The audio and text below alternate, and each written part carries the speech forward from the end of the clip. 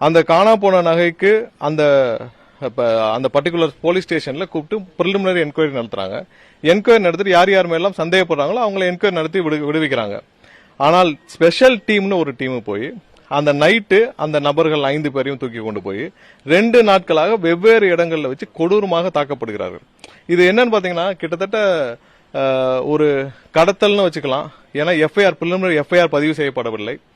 இந்த ஸ்பெஷல் டீம்ன்றது வந்து பாத்தீங்கன்னா இது ஸ்பெஷல் டீம்னு சொல்றதை விட வந்து அவுட் ஆஃப் போலீஸ் ஸ்டேஷன் செட்டில்மெண்ட்டுக்கான ஒரு டீமா தான் நீங்க பார்க்கணும்.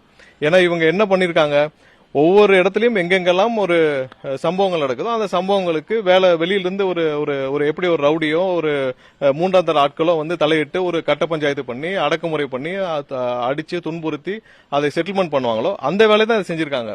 இதை சாதாரணமா ஒரு ஸ்டேஷன் அந்த ஸ்டேஷன் இருக்கிற யாரையும் உத்தரவு முடியாது. ஒரு டிஎஸ்பி லெவல்ல கூட இந்த உத்தரவுகளை செய்ய முடியாது. எஸ்பி லெவல்ல தலையிட்டால் மட்டுமே தான் இப்படி ஒரு டீம் வந்து இவ்வளவு சுதந்திரமாக செயல்பட முடியும். இத ஒரு சாதாரண வழக்காக ஒரு கஸ்டோடியல் டெத்தால கூட ட்ரீட் பண்ண முடியாது. ஏன்னா சாத்தான்குளம் வழக்கை விட பல மடங்கு கொடூரமாக நடந்த சம்பவம் இந்த சம்பவம். ஏன்னா 2 நாட்கள் கடத்தப்பட்டிருக்காங்க. கடத்தல் தான் நீங்க கன்சிடர் பண்ணணும். 2 நாட்கள் அந்த 5 பேர் கடத்தப்பட்டிருக்காங்க. 2 நாட்களும் வந்து அவங்க எங்க போலீஸ் ஸ்டேஷன்ல வச்சு விசாரிக்கல. எல்லாம் வெவ்வேறு இடங்கள்ல ஆற்றங்கரை ஓரம் அந்தந்த ஊர்கள்ல எங்கெல்லாம் ஒதுக்குப்புறங்கள் இருக்கோ அந்தந்த ஒரு ஒதுக்குப்புறங்கள்ல வைத்து அடித்து துன்புறுத்தி கொடூரமாக தாக்கப்பட்டு அந்த நபர் வந்து அஜித்குமார் வந்து படுகொலை செய்யப்பட்டிருக்கிறார்.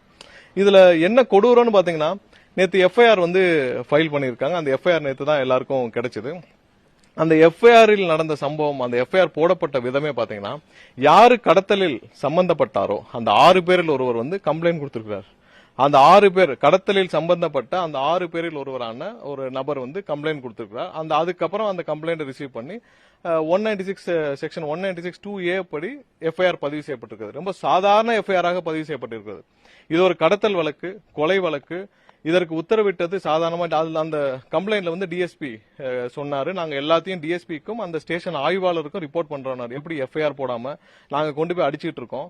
அடிச்சிட்டு இருக்கப்ப அவர் வந்து என்ன மாதிரியான நாங்க விசாரணை செய்யறோம். இதெல்லாம் நாங்க வந்து ஒவ்வொரு நிமிடமும் நாங்க வந்து எங்களுடைய டிஎஸ்பிக்கு இன்ஃபார்ம் பண்ணிட்டு இருந்தோம் அப்படின்னு சொல்லி தான் அந்த கம்ப்ளைண்ட்ல இருக்கு.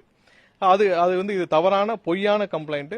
இந்த கம்ப்ளைண்ட்ல யாரையோ காப்பாற்றுவதற்கு தான் இந்த எஃப்ஐஆர் வந்து மறைமுகமாக போடப்பட்டிருக்கிறது. இது அப்பட்டமான ஒரு கடத்தல் மற்றும் படுகொலை வழக்கு.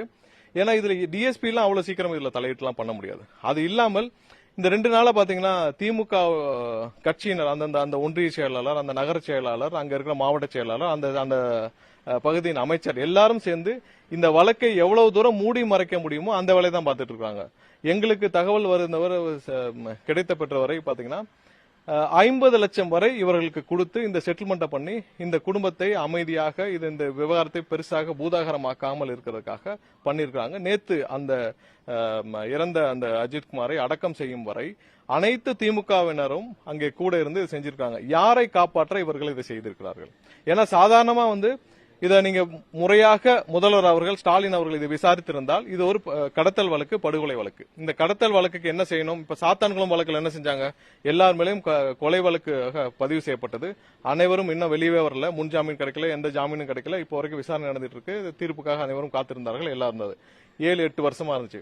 இந்த வழக்கு இப்ப வரைக்கும் 2 நாள் கழிச்சு வந்து கஸ்டோடியல் டெத்தா இருக்கு. எப்படி இது கஸ்டோடியல் டெத்தா கன்சிடர் பண்ண முடியும்? ஸ்டேஷன்ல வச்சு மரணம் அடைஞ்சாரா? இல்ல. வேற எங்கேயாவது விசாரணைக்கு கூட்டிட்டு போறப்ப இல்ல.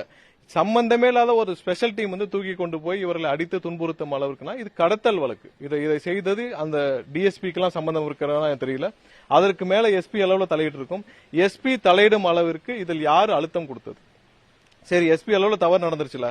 தவறு நடந்த பிறகு அப்பயாவது முதல்வர் இது யாரு தவறு செய்தார்கள், இவர்கள் மீது ஒரு உரிய நடவடிக்கை எடுக்கிறதுல 2 நாள் என்ன தாமதம்? இதுவரைக்கும் இதை உத்தரவிட்டவர்கள் மீது எந்த நடவடிக்கை எடுக்கவில்லை எஸ்பி அளவுல. அதற்கு அடுத்த லெவல்ல யார் யாரெல்லாம் உத்தரவு கொடுத்தார்களோ அவர்கள் மீதும் எந்த நடவடிக்கையும் இல்லை. எதுவுமே இல்லாமல் கீழிருந்து அந்த கடத்தலில் ஈடுபட்ட அந்த 6 பேர் மீது மட்டும் சஸ்பென்ஷன் செய்யப்பட்டு 5 பேர் மட்டும் கைது செய்யப்பட்டிருக்கிறார்கள். இது அப்பட்டமாக ஏதோ ஒரு பெரிய விஷயத்தை மூடி மறைக்க திமுக அனைவரும் சேர்ந்து இதை காப்பாற்ற முயல்கிறார்கள். இது ஒரு இன்சிடென்ட் இல்ல. இது